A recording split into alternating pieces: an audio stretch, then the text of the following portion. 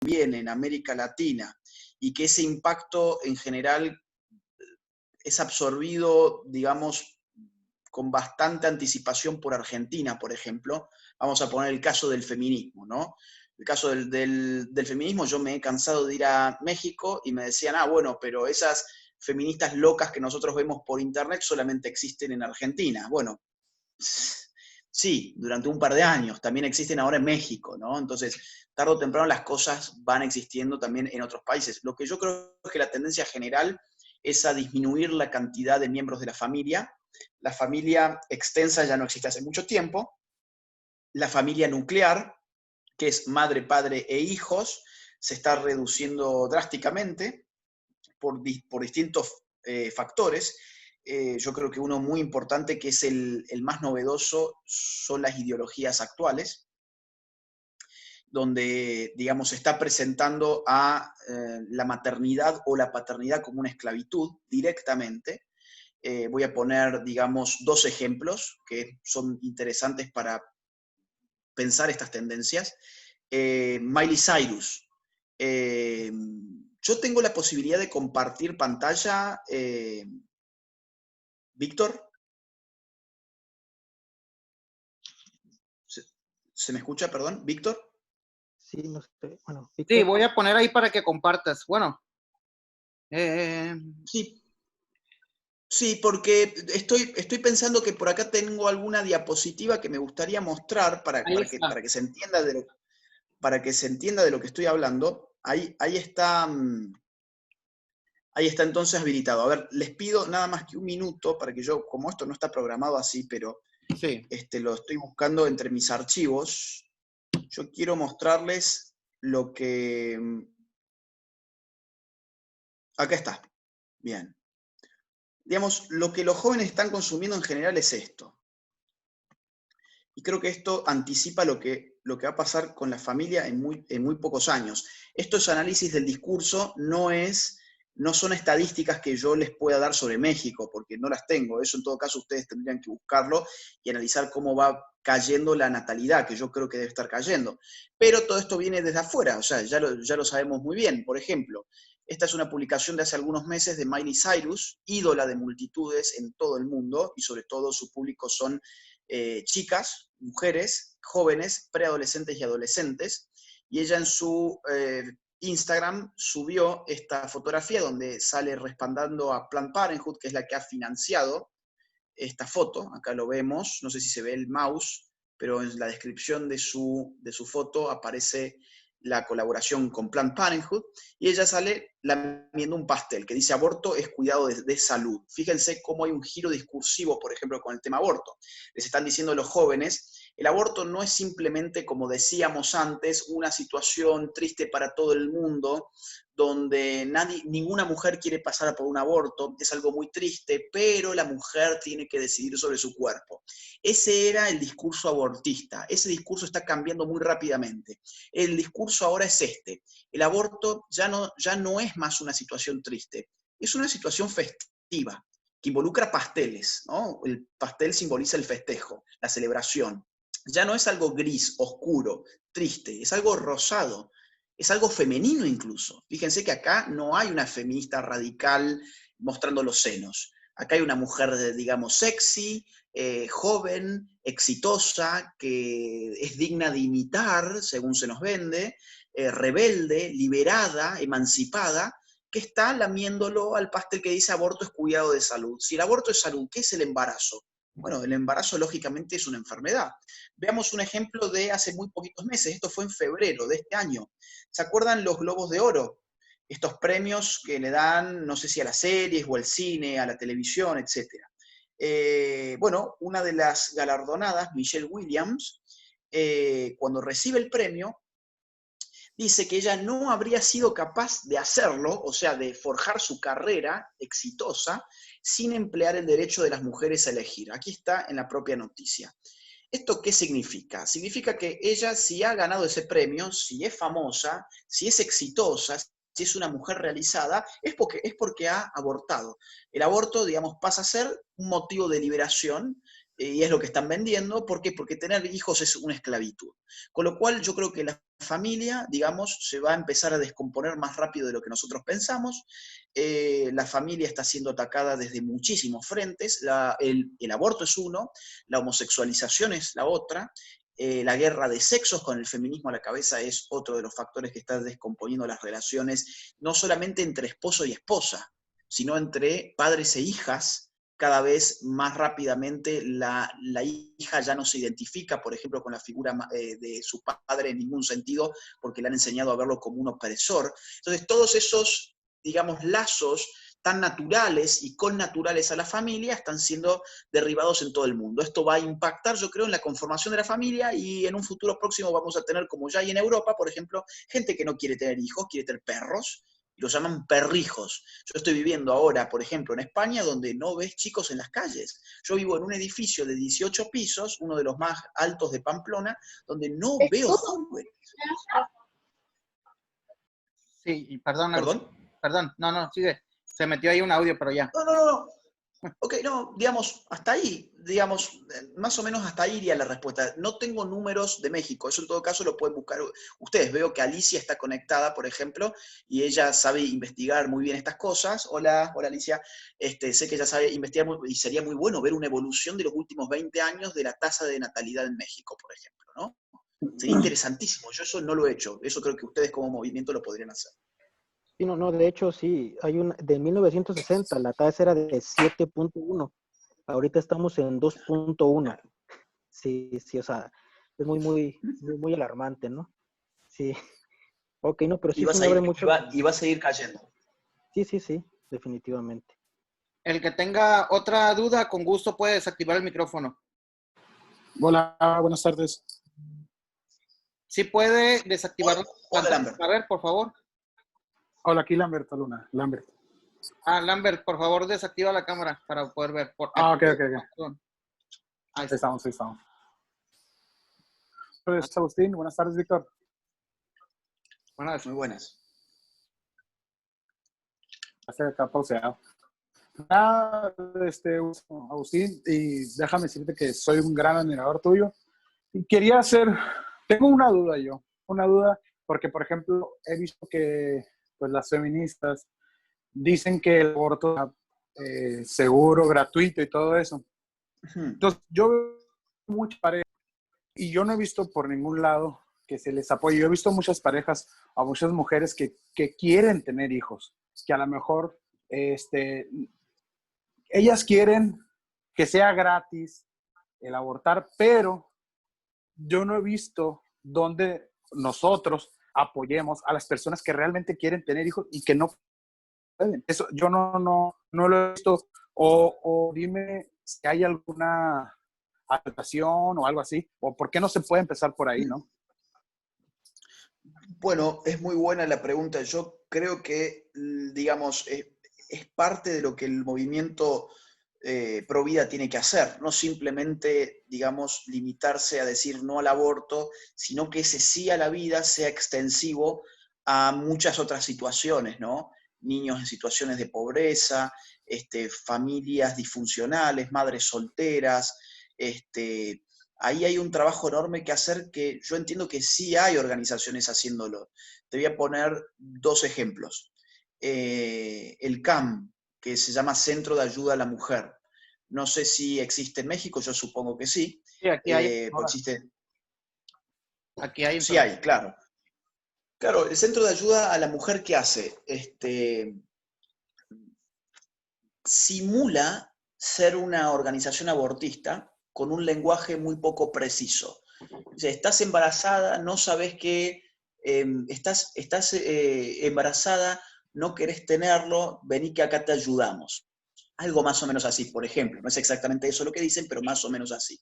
O sea, una cosa que en principio uno podría interpretarla como que vas a ir a un centro clandestino de abortos, ¿no? Se dice, ponen ahí abajo, se trabaja en sigilo, exactamente. Con lo cual llega la mujer desesperada, porque en general es que no quiere tener al niño porque no tiene dinero, o porque no no lo ha tenido en el marco de una pareja estable, o porque su pareja la abandonó, o porque no tiene trabajo, o por lo que fuere, a veces no tiene ni acceso a médicos, a ginecólogos. Entonces la gente del CAM lo que hace es darle todo esto, contención psicológica, las meten en bolsas de trabajo para que si no tienen trabajo puedan tener propios emprendimientos, poder conseguir trabajo. Les ofrecen abogados, por ejemplo, en el caso en que tenga que ver algo su situación con violencia intrafamiliar, con violencia de su pareja, por ejemplo, entonces les ofrecen abogados, les dan citas con ginecólogos, con médicos, las ayudan económicamente. Luego, por ejemplo, en Córdoba está también el Portal de Belén, que es para las madres solteras, donde se las recibe y viven ahí con sus hijos, madres pobres que no tienen dónde vivir, en lugar que vivan en barrios miserables, tienen un hogar especialmente para ellas en Córdoba, donde yo vivo. O, por ejemplo, me estoy acordando de una ciudad colombiana, ¿cómo era el nombre? Bueno, creo que era Villavicencio, creo que era, sí, creo que era por allá, donde se estaba construyendo, además, un hogar para las mujeres con hijos solas, que no tienen cómo cuidarlos, que no tienen cómo mantenerlos. Entonces, yo creo que el movimiento Pro Vida está haciendo mucho. Incluso los evangélicos en Argentina han armado una política pública de un 0800 para que las mujeres embarazadas que estén en una situación de necesidad de contención psicológica puedan comunicarse a ese 0800 y poder recibir ayuda gratuita de psicólogos, de asistentes sociales, pero las feministas barrieron con ese proyecto en una semana, duró una semana en pie, porque las feministas lo que quieren es que la mujer aborte, no que la mujer sea contenida en sus necesidades y en su situación. Ahora, el movimiento Pro Vida, yo coincido con vos, Lambert, no se puede reducir simplemente a manifestaciones de no al aborto, sino que tiene que mostrar además un compromiso con la causa de la vida en muchos otros ámbitos de, por ejemplo, asistir a esas mujeres embarazadas. Y yo creo que se hace. Ahora sí sería muy bueno hacerlo más. El tema es que la verdad es que los recursos son muy, muy escasos. Para nosotros los recursos son muy escasos. Gracias, Agustín. Gracias, Lambert. No sé si tengan alguna otra pregunta. Aquí está Nancy Burret también. Yo, Víctor, Nancy, Miriam. Miriam, de Sonora. Yo tenía una pregunta sobre los gobiernos de Rusia y Estados Unidos, los presidentes que veo que están apoyando esto. Entonces, no hay nada de por medio o algo más a fondo. Me inquieta saber porque, pues... Perdón, ¿que están apoyando qué cosa? Pues la familia y todo eso, ¿no? Heterosexual, ajá. Donald Trump y Vladimir, ajá. Sí, ¿y qué es lo que te inquieta, perdón? Sí, sabes, sí, lo que apoyan pues es real de ellos, ¿no? O tienen algo a fondo, algo que hay a fondo. Ajá. A ver, que apoyan es real. Los motivos a fondo de la política, uno la verdad es que nunca los termina de conocer al 100%, bueno, salvo que seas la esposa o la hija de Donald Trump. Y aún así yo creo que ni así. Yo creo que, por ejemplo, en el caso de Putin, su apoyo a los valores conservadores en general, en eso involucramos todo, ¿no? A los valores conservadores tiene que ver con su alianza política con la Iglesia Ortodoxa cristiana, ¿no? Entonces, él tiene una alianza, digamos, muy fuerte con una iglesia en la cual se apoya y lo apoya, y además ha tenido un pueblo diezmado por el comunismo que ha necesitado volver a reconstruirse desde raíces fuertes. Vos no podés reconstruirte desde ninguna raíz fuerte con estas tonteras LGBT, ni con guerras de sexos, ni con todas estas políticas de la perversión, donde vale más la bandera LGBT que la bandera de tu propio país. Decime, ¿cómo reconstruís después de lo que fue la implosión soviética un país como Rusia? ¿Cómo lo haces grande? ¿Cómo volvés a generar un sentimiento de unidad nacional? Eso mismo lo vivió Stalin, sin ir más lejos. En la Segunda Guerra Mundial lo vivió Stalin y reincorporó la idea de la familia soviética.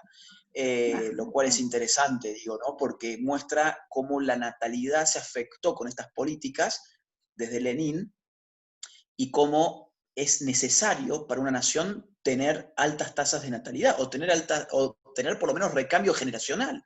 Lo que está pasando con estos países es que no se recambian generacionalmente, como pasa con España, por ejemplo. Entonces, en el caso de Putin, yo creo que esto se puede explicar parcialmente por su necesidad de reconstruir una nación y por el otro lado, por su alianza estratégica con la Iglesia Ortodoxa rusa.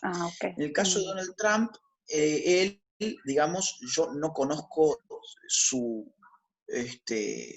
no conozco bien su historia política. Yo sé que él antes fue demócrata, sé que incluso probablemente antes haya sido pro aborto, pero lo cierto es que su electorado, él se ha recostado sobre un discurso conservador, sobre un discurso nacionalista, sobre un discurso que ha postulado el patriotismo contra el globalismo. Lo mismo ha hecho Putin. Putin está en contra del globalismo y se ha recostado sobre un patriotismo ruso. Yo creo que esas son las contradicciones que hoy vamos a ver. Lo mismo pasa con Vox, por ejemplo, en España. Vox es conservador y además reivindica los valores nacionales y tradicionales de España. La España viva le llaman acá los amigos de Vox. Y lo oponen a eso, a experimentos como, por ejemplo, la Unión Europea y las presiones de organismos internacionales y todo ese tipo de cosas. Yo no estaría inquieto por cuáles son las razones de fondo. Yo no buscaría en Donald Trump no sé, un católico intachable que va a comulgar a misa todos los días. En política eso ni siquiera importa realmente. En política lo que importa es que sus políticas sean favorables a la vida, sean favorables a la familia. Después, si el tipo lo hace porque quiere tener más votos, o lo hace, no sé, porque se ha comprometido con una cierta iglesia, como el caso de Putin, bueno, son las cosas propias de la política. La política es el arte de lo posible. Uno no puede querer un sacerdote como político, digamos. Los políticos no son sacerdotes ni son santos. Los políticos son tipos que están en el barro. Y si en ese barro juegan para los buenos valores, bueno, bienvenido sea, pues independientemente de cuáles son sus intenciones en el fondo. Sí.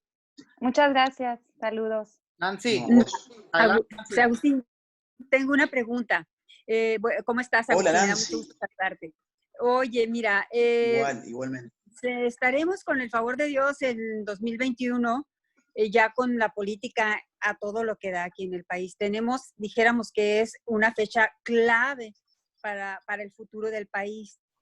La pregunta aquí es, ¿qué podemos hacer para revertir esto? Todo lo que hemos tenido una constante ofensiva de parte de este gobierno durante estos 2 años en contra de la vida y la familia. Específicamente ahorita está, por ejemplo, tratando de imponer lo de la niñez trans, ¿no? Todo desde la propia Secretaría de Gobernación. Olga Sánchez Cordero está tratando de imponer eso en todo el país y lo está defendiendo a capa y espada. Aparte, lo del PIN parental, lo tumbaron en Nuevo León, triunfó en Aguascalientes, pero desde la ONU están tratando de tumbarlo, desde la ONU. Entonces, la ofensiva está tremenda, o sea, no nos alcanza la vida para contrarrestar todo eso. Y ya viene pues el 2021, ¿qué tendremos que hacer? ¿Verdad? ¿Qué es, tú como politólogo, qué nos aconsejas hacer? Mira, nosotros hemos pensado en Poder Sonora, perdón que me explaya, o que en Poder Sonora hemos pensado en crear una plataforma con propuestas y todo eso. Ojalá tú nos pudieras dar algunos tips para ir y con los candidatos a gobernador, por ejemplo, el que más esté destacando, presentar esa plataforma y decir, ¿sabes qué? Te vamos a dar todo el apoyo porque somos mayoría, los pro vida y los pro familia, pero necesitamos tener gente de nuestra organización en puestos claves como Secretaría de Educación, como Secretaría de Salud, como Instituto Sonorense de la Mujer, como Comisión Estatal de Derechos Humanos, etcétera. Eso es lo que hemos pensado, pero tal vez tú pudieras ampliarnos un poquito más la estrategia para trabajar de aquí a menos de un año, porque va a ser en junio la elección. Gracias, Agustín, y un abrazo. Sí, gracias vos, Nancy. Gracias y qué gusto verte. Mira, yo te diría 3 cosas. La idea que ustedes tienen es buenísima. empezar ya con el lobby político y decirle, nosotros en Sonora representamos al movimiento Pro Vida, y hacerles saber, incluso les pueden, no sé, ponerle las pruebas sobre la mesa. Ustedes tienen eventos multitudinarios para mostrar, manifestaciones y muy importantes también para mostrar que el tipo no se piense que son una página de internet y nada más. Que el tipo sepa que hay mucha gente participando de esto y que ustedes van a militar políticamente. Ustedes son de la sociedad civil que se compromete políticamente a apoyar a aquellos candidatos que apoyen la agenda pro vida y pro familia. Eso me parece fantástico. Yo te tiro una idea más. Los políticos generalmente no se quieren definir en los temas importantes porque definir significa recortar su electorado. Hacerlos definir, obligarlos a definirse, me parecería a mí una buena estrategia. Armando, por ejemplo, se me ocurren dos cosas. Una declaración de principios que esté redactada de forma que si el tipo no la firma, queda como un maldito. O sea, estoy dispuesto a defender la vida desde la concepción, por ejemplo, a no permitir el imperialismo cultural al cual nos quieren someter, violentando la soberanía mexicana a partir de la presión de organismos internacionales, cosas así, ¿no? A defender la familia que mantiene en vida a la nación mexicana, y la familia reproductiva, en definitiva, es decir, sin familia heterosexual no habría más México, así de simple. Todas estas cosas, entonces llevárselo a todos los candidatos y filmarlos. Oiga, ¿usted está dispuesto a firmar este compromiso con el pueblo sonorense y con el pueblo mexicano? Claro, el tipo te dice que no, y al día siguiente es noticia en un periódico. Y ustedes tienen aparte, contactos de prensa, hasta donde yo he visto cuando he ido, tienen contactos de prensa, entonces pueden armar toda una campaña de prensa, y tienen a Víctor que diseña muy bien, entonces hacer como hizo, por ejemplo, Hazte Oír, cuando fueron las elecciones hace poco en España, donde le informaba a la gente, ok, aborto, ¿quién está a favor y quién está en contra? Sin grises, sin grises. Si el tipo es un gris, poné lo que está a favor. No, pero yo en verdad, no, bueno, vos estás a favor, o vos te declarás a favor de la vida desde la concepción. ¿Te declaras así? No, entonces estás a favor del aborto. El resto es politiquería barata. Entonces, ¿estás a favor o estás en contra? ¿Quién está a favor de la soberanía de los padres de familia?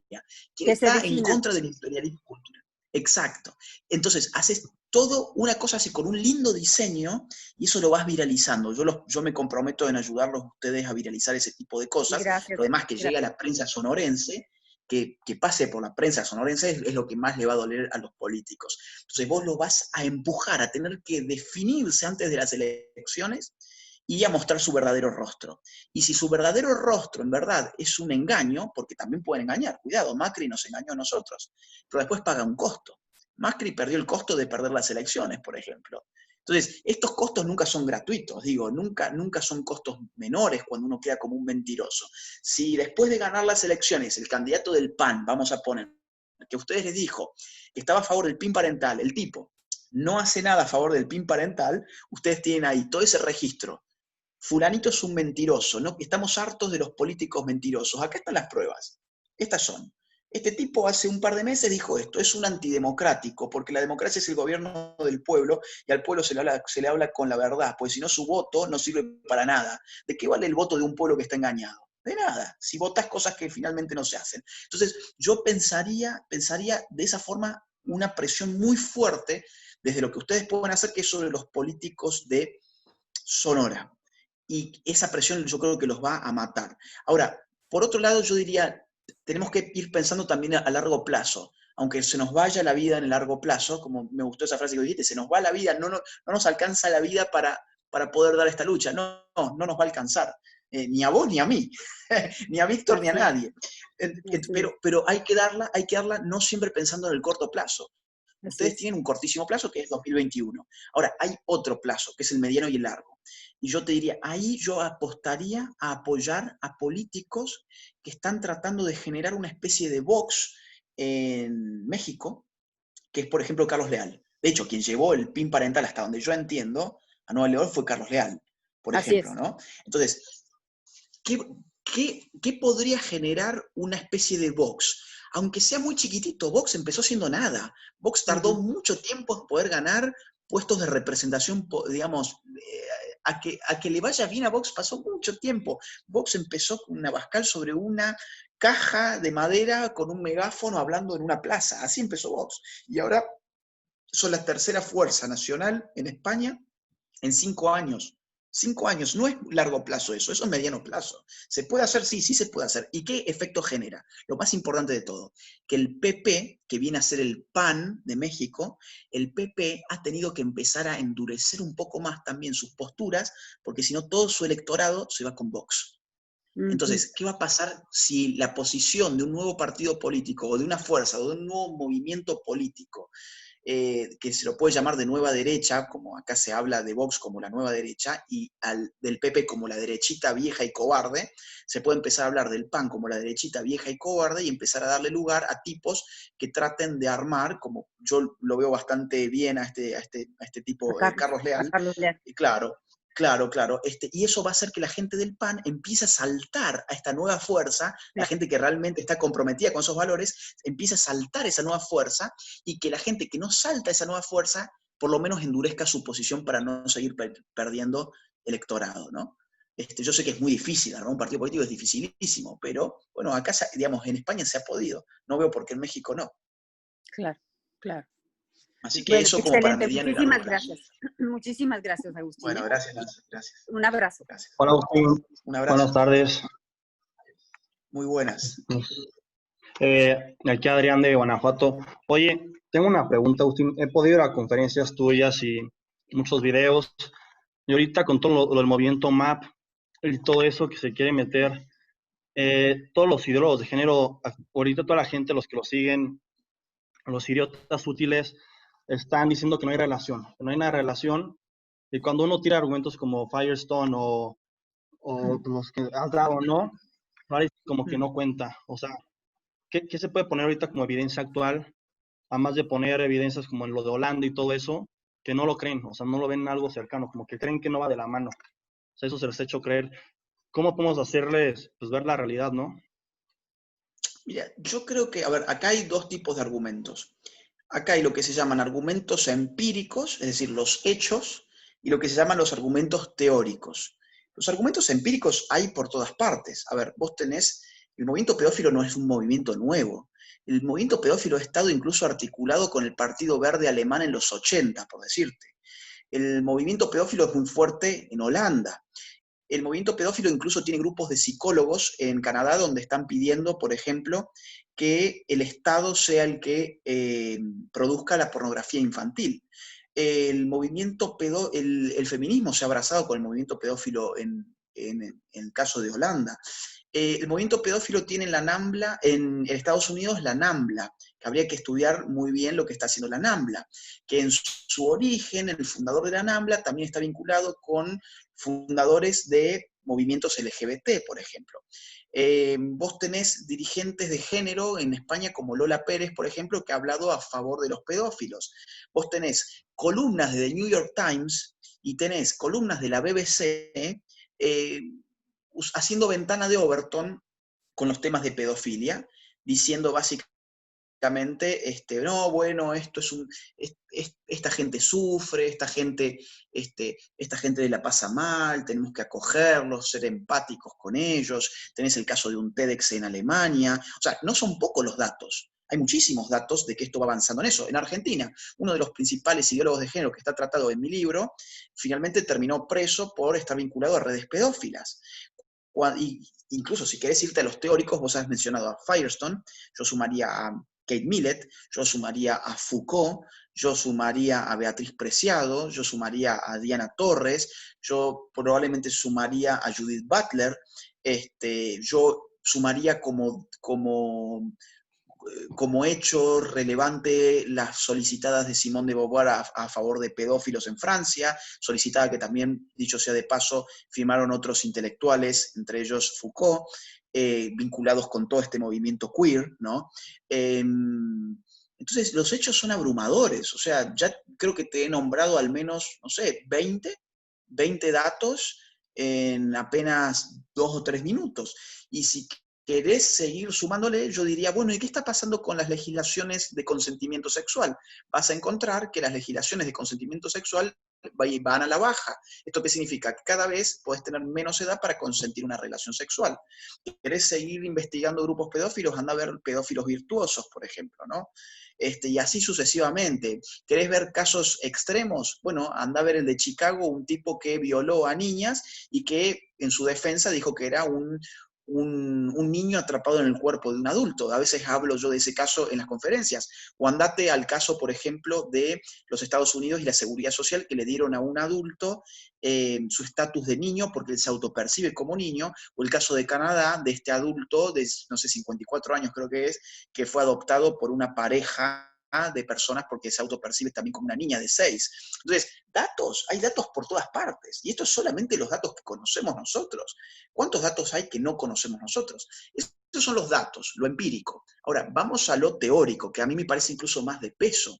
En el fondo, la llamada teoría de género necesariamente habilita cualquier tipo de vinculación sexual porque su presupuesto es que la sexualidad no está determinada en ningún sentido naturalmente. ¿Qué es la teoría de género? La teoría según la cual nuestra sexualidad no tiene ninguna relación con la naturaleza.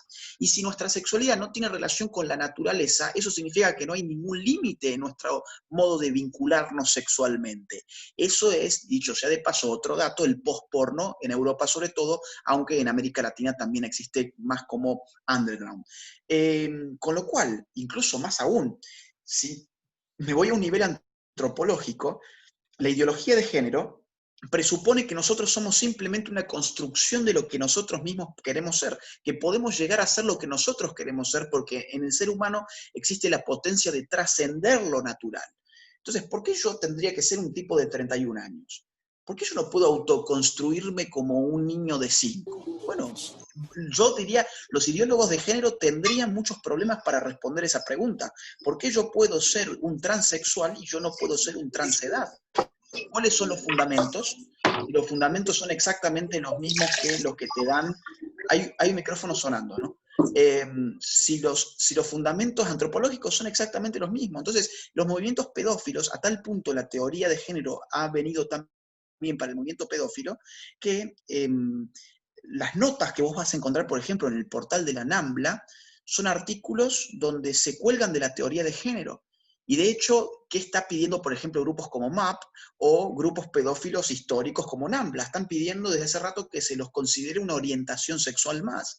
Incluso ya ni siquiera se hablan entre ellos como pedófilos, se hablan como personas con una orientación intergeneracional. Claro, suena mucho más bonito. O incluso se habla como la pedosexualidad, o se habla como en inglés child lovers. Están modificando incluso las palabras para que esto sea más potable, más digerible, ¿no? Entonces yo te diría, a ver, en síntesis, ¿cómo argumentaría frente a alguien que me diga, en verdad, la pedofilia no tiene que ver con la ideología de género? Yo le preguntaría, entonces, ¿cuáles son los fundamentos de la teoría de género, si no aquella idea según la cual no estamos, digamos, condicionados naturalmente? No hay ningún dato natural que nos determine sexualmente. Entonces, ¿por qué habría de especificar una prohibición de, por ejemplo, ya no solamente la pedofilia, sino también el incesto, que también es otra de las cosas que se vienen muy fuertemente? Yo iría por la teoría y además arrojaría todos los datos que hay sobre esto, que algunos de ellos te los he dado ahora. Así que bueno. Gracias. Buenas tardes. Buenas. A ver, no sé quién va a tomar. Hola. Vale.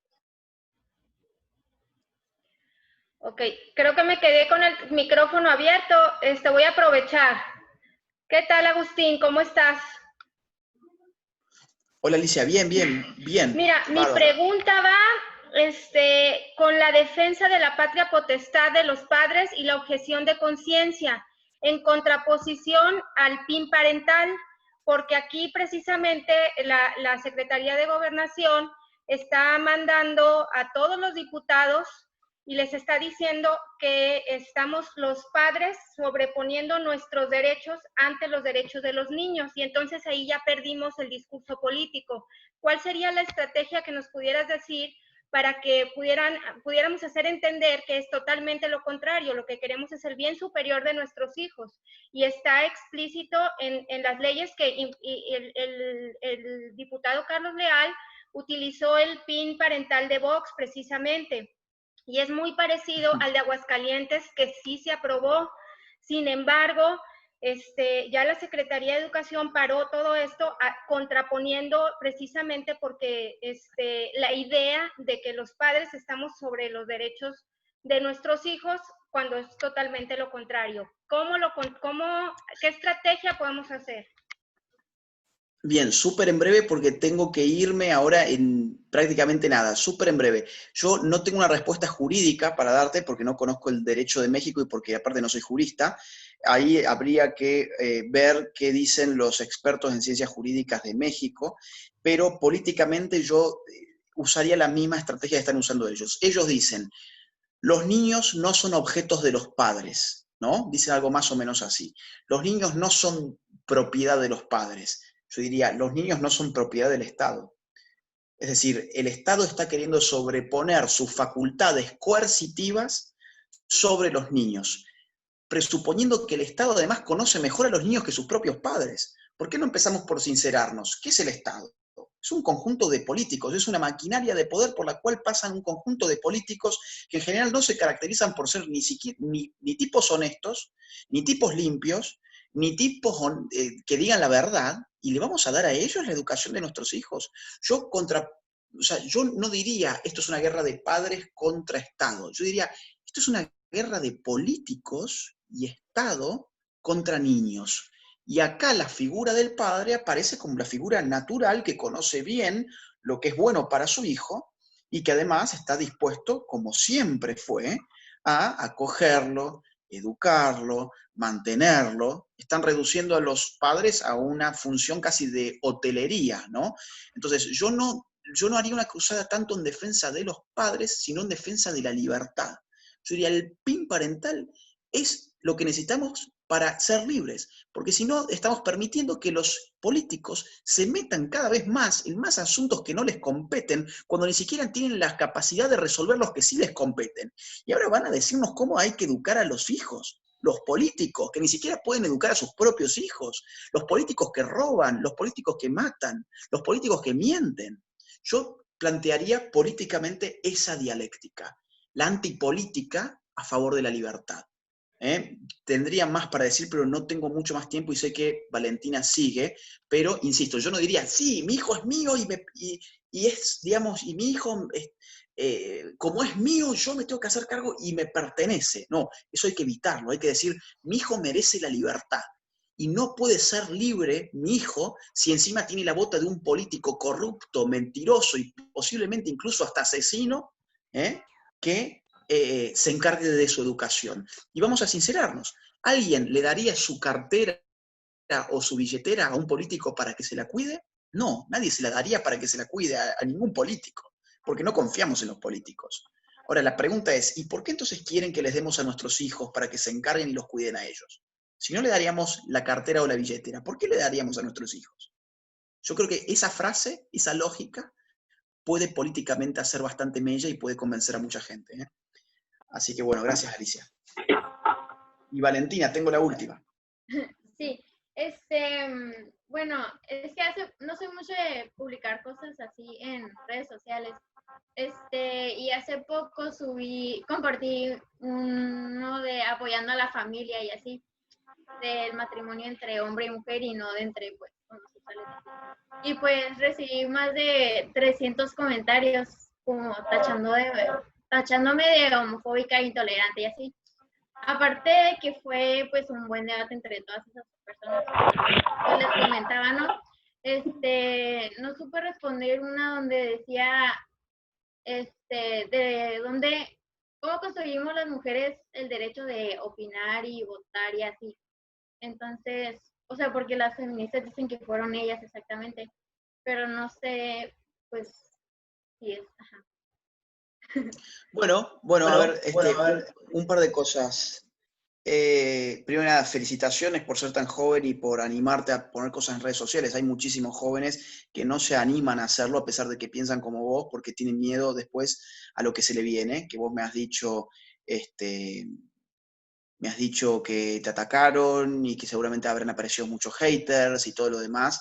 No sé cómo te lo habrás tomado. Yo entiendo que puede afectarte, sobre todo si no estás acostumbrada, pero vale la pena. O sea, cuando tenés tantos haters y tantos ataques y tantos agravios como has insinuado que has tenido, y esto sé que no está en la pregunta, pero me parece bueno decírtelo, significa que has tocado una fibra sensible, ¿no? Significa que has dado en el clavo. Voltaire, un revolucionario francés, decía algo así como: ¿querés saber quién tiene poder sobre vos? Pensá quién no podés criticar. Tan simple como eso. ¿Querés saber quién te está oprimiendo? Pensá a quién no podés criticar. Y bueno, vos has tocado, no, hay un ruido muy raro, ¿eh? Pensá en... Víctor, ¿se pueden cortar los micrófonos? Porque se activa uno, que es de Damián, creo, se activa y es como si hubiera una radio atrás. En fin, felicitaciones por haberte puesto la camiseta, de alguna forma, y eso, a los ataques, vivilos con orgullo, no te dejes abrumar, yo sé que puede ser difícil, no te dejes abrumar, al revés, hacete fuerte a partir de los ataques. No podés vivir toda tu vida rodeada de peluches y cuartos de cristal y, digamos, hiper protegida, como los chicos hoy se piensan que tienen que vivir su vida. Hace falta, digamos, un golpe de realidad importante y creo que lo tenés que vivir así, ¿no? O sea, vivirlo además como que hiciste algo importante. Si tanta gente se enojó, fue porque lo que dijiste fue importante. Si nadie hubiese dicho nada, yo me hubiera, digamos, si yo digo algo que no molesta a nadie, yo me preocupo, porque digo, bueno, lo que he dicho en verdad no ha sido importante, no he tocado la fibra sensible de nada. Y de lo que se trata a veces es de tocar fibras sensibles, ¿no? Sobre todo cuando uno está haciendo cosas que son justas. El caso del matrimonio homosexual, no voy a hablar ahora de eso porque no está como parte de la pregunta, pero el matrimonio homosexual, digamos, no tiene que ver con la justicia porque no existe tal cosa como el matrimonio homosexual. Pero más allá de eso voy directamente, porque ya sí tengo que cerrar, a la raíz de la pregunta, que es que vos no sabías cómo responder a algunas cosas que te planteaban las feministas, que era que la mujer tiene el voto gracias al movimiento feminista. Yo te diría, reducir el fenómeno del voto al movimiento feminista es algo simplón. Es algo simplón e incluso históricamente débil, digamos, ¿no? Porque gran parte de la raíz del movimiento feminista, que no es nuevo, tenemos que irnos hasta el siglo XVIII, XIX, lo vamos a encontrar en hombres incluso, ¿no? En el caso de Inglaterra, por ejemplo, pienso en John Stuart Mill. John Stuart Mill estuvo luchando por el voto femenino durante muchos años, no solamente como filósofo, sino como parlamentario. Lo mismo se puede decir de otros casos de muchos hombres que han apoyado el movimiento feminista, que ni siquiera se llamaba feminista, por empezar. Se llamaba sufragista. Lo que pedía era igualdad ante la ley y acceso a derechos políticos para las mujeres también. Por eso se llamaban sufragistas. Que hoy se lo reinterprete como feminismo, bueno, es una interpretación histórica, pero en ese momento ellas se llamaban sufragistas. Por otro lado, el derecho al voto también está vinculado con lo que son las revoluciones burguesas, que fueron revoluciones llevadas adelante por hombres, que instalaron una nueva forma de concebir la política, la sociedad y al propio hombre, que es lo que termina dando paso a el feminismo como una expresión más de la filosofía de la Ilustración. Con lo cual, y te digo más todavía, la supuesta liberación de la mujer también puede explicarse por variables económicas, no es reductible a un movimiento ideológico, pero si aún así lo fuera, si aún pudiéramos reducir todo el fenómeno de la extensión del voto al movimiento feminista, cosa que no se puede, pero supone que se pudiera, mi contraargumento sería otro, sería decir, ajá, ¿y quién te dijo que ustedes representan a ese feminismo? ¿Quién te dijo que vos sos como esas feministas? ¿Quién te dijo que el feminismo actual reivindica la igualdad ante la ley? Cuando está reivindicando igualdad a través de la ley que mancilla la igualdad ante la ley. La igualdad de género no es igualdad ante la ley, por empezar. Es igualdad de resultados en clave de género a partir del poder coercitivo del Estado que socava la igualdad ante la ley. Entonces, yo sé que es complicado esto. Yo sé que no es fácil, digamos, procesarlo por entero. Pero yo te diría, hay dos cosas. Número uno, para sintetizar y para cerrar, porque realmente me tengo que ir. Tengo un compromiso que estoy llegando tarde, que también es por Zoom. Va a ser el cuarto Zoom de la noche.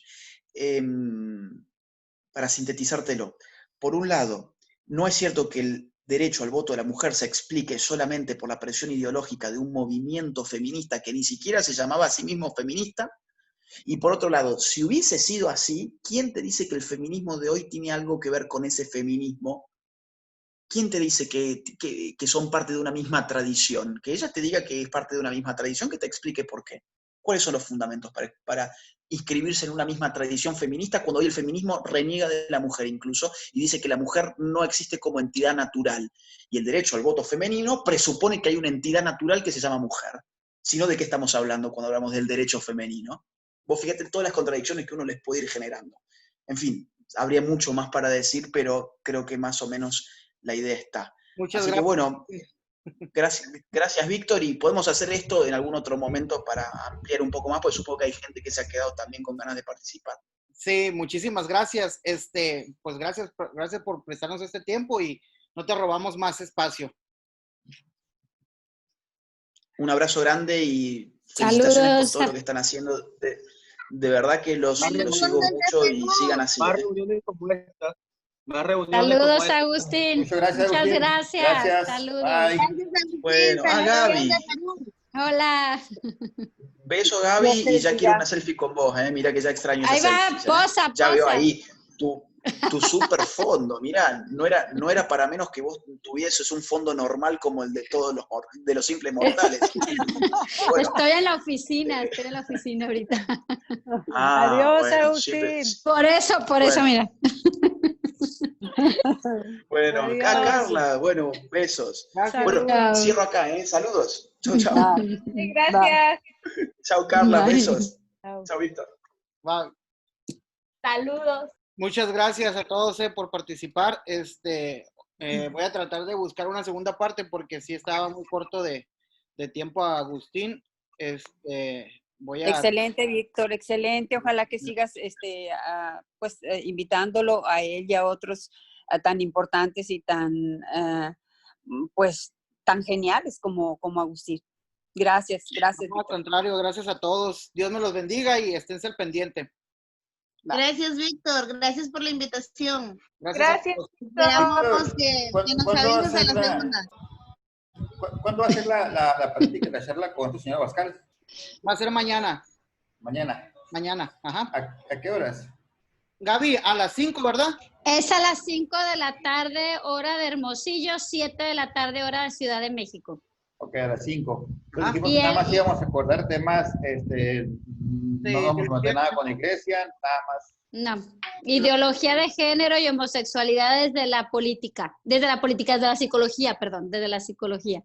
Ok, ideología de género y familia.